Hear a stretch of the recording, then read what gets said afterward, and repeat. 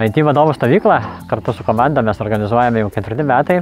Kiekvienais metais kviečiame į gamtą, į svečius atvykti didžiausių Lietuvos įmonių IT vadovus. Sudėtingom situacijom susiduria ir mūsų klientai ir mes kiekviename tokiame renginyje stengiamės atrasti pačias aktualiausias ir svarbiausias temas mūsų žmonėms ir mūsų klientams.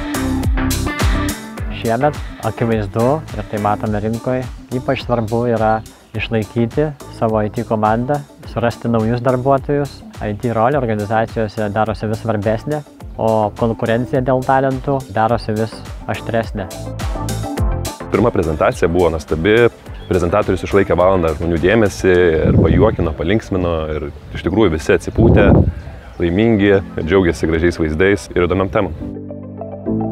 Tikrai įdomu, yra galimybė pabendrauti ir oficialioje aplinkoje, ir po to vėliau neoficialioje.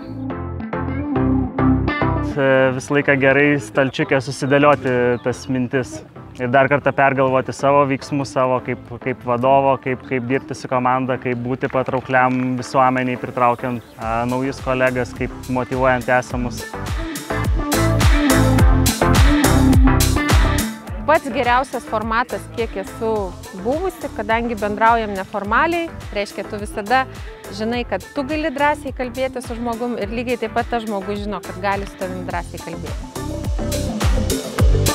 Nuotaikos iš tikrųjų geras, kaip ir praėjusius 2 kartus, kai esu čia buvęs. Tikrai labai viskas šaunu, oras geras, veidai yra ir matyti, ir nauji, visi linksmi, atmosfera gera. Manau, ir vakaras bus linksmas.